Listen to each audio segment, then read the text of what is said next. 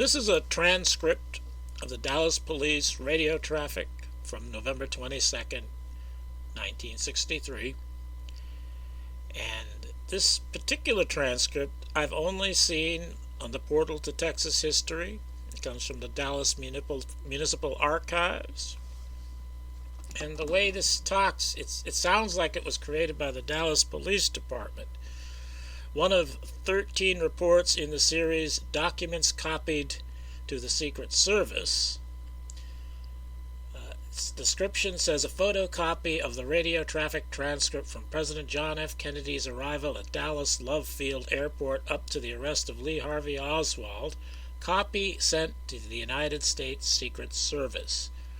It does not give a date that it was written. It says creation information November 22nd, 1963, but I doubt that the transcript was made on November 22nd.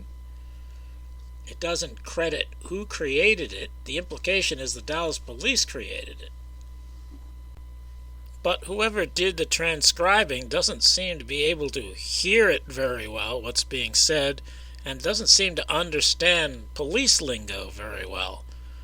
So I've always thought this was created by the Secret Service, by a particular Secret Service agent, Special Agent Warner. And the reason I've thought that is because I read this paper here. I think it's by Chris Scally. I'm not sure what that says there. I think I got it from, well, it says Paul Hoke down there. I think it's from the official document source. But anyway, in here it gives a chain of possession for the dicta belts, and presumably this would also be for the Channel 2 records that were made, which is what I'm concerned with in this video. And it says, within a few days of November 22nd, original Channel 1 belts, 10 in all, provided to FBI, or more probably the Secret Service, and taken from DPD offices, returned to DPD Sergeant Jim Bowles several days later. November 29th to 30th, DPD Chief Lumpkin provided for transcription the police recordings of Channel 1 to Secret Service agents Roger Warner and Elmer Moore. These were recorded by Special Agent Warner and were sent to Washington Protective Research Section for filtering, recording, and transcription, and were to be returned to the Dallas Secret Service office. Recordings could not be found by Secret Service or National Archives in 1970, and again in 1982. A transcript was found in the archives in 1981. The crucial belt began at 12:27 p.m. So what I was assuming, and I may not be correct about this, but what I've been assuming is that this is the transcript that was found in the National Archives in 1981, and that it was created by Agent Roger Warner. That's a lot of assuming there. Now this is a copy in the Dallas Police Archives. So it's possible the Dallas Police created it, or it's possible the Secret Service created it and gave a copy of the transcript to the Dallas Police. I probably shouldn't even bother with this because I don't know the answer, and I don't know if it matters really either. And there are two versions of this transcript available on the portal to Texas history, because apparently there were two copies in the archives.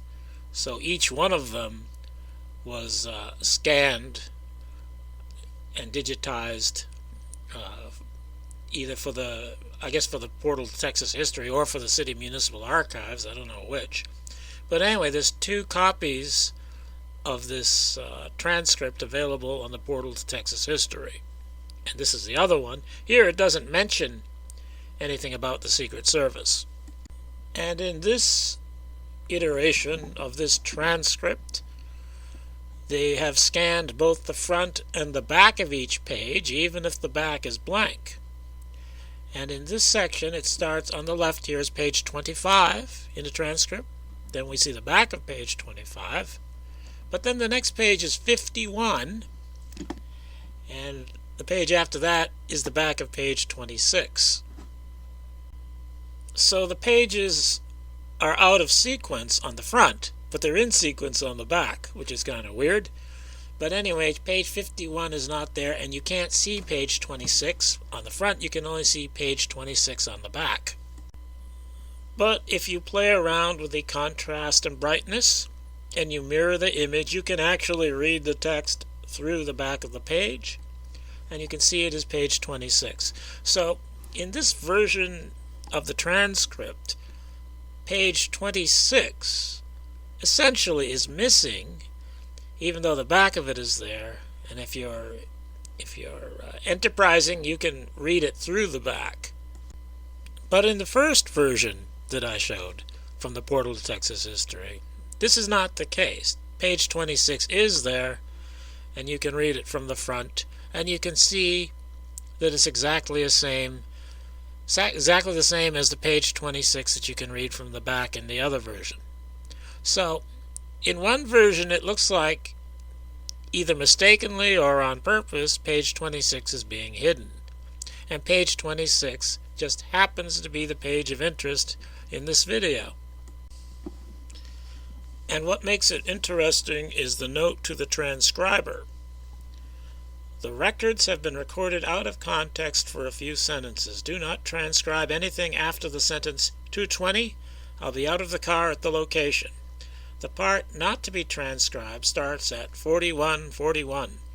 Begin transcribing with the sentence, "We have an epileptic seizure," which will follow immediately. So on the recording, apparently someone is speaking these words, and the person transcribing is not supposed to transcribe this note or the referred to text, because it was recorded out of sequence. So here I have the 3 pages, the one before 25, 26, and 27. Boxed in red is that transcriber's note, and shaded in red is the text that the note says should not be transcribed. Whoever transcribed this transcribed it anyway, but the note says it shouldn't be transcribed. And there, where I've got the box in green, that's where the transcription is supposed to pick up again. And that's Sergeant Harkness. It says at 12:48 when he's talking about the epileptic fit. But this is not the entire transmission of Harkness. It joins in the transmission already in progress. So what this means is that pink shaded part has overdubbed Sergeant Harkness's transmission up until the point that it picks up again there. So Sergeant Harkness said something here that we don't get to know about. But the part of the Sergeant Harkness transmission we can see, and apparently the transcriber could hear, says, "We had an epileptic seizure just before this, and he went to Parkland Hospital. Send down there to get all the information he can from this person. 10-4, 12:48. But you can tell from this that we don't have the whole conversation. Conversations begin with either the dispatcher or the other person speaking that other person's number, and then it being acknowledged by the other. So that part at least is missing, and I think more than that is missing, and I think that's why it was dubbed over, to hide what was said here by Sergeant Harkness. Now here I've got those 3 pages on top, and 2 pages on the bottom are the pages later on in the transcript from which that red shaded area came from. That is, what I have boxed in blue is the same as what's shaded in red. It's a little different because it's been transcribed differently, because the transcriber heard things a little differently when he heard that. But what this means is, from later in the recording, which are pages 43 and 44, that part of the recording was recorded over this Sergeant Harkness transmission. I don't see how that would accidentally happen, so I think it must have been intentional. And I think the intent was to hide the fact that Sergeant Harkness had called for the crime lab at 12:48.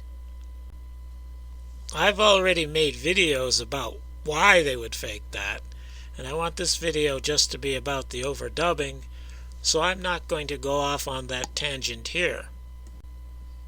And if you look at other transcripts, I'm using the John McAdams page transcript, that part in the middle there. You can see that these other transcripts just, they don't fill in here either. They skip over this part that was overdubbed. They don't mention it was overdubbed, of course, but they skip over it as if there's no problem here, as if there's no missing material. But to judge by the time reports on there, it looks like as much as 2 minutes or so could be missing, and part of that would be something Sergeant Harkness said. Now, I brought this topic up of this section of the recording with Steve Barber on one of the news groups.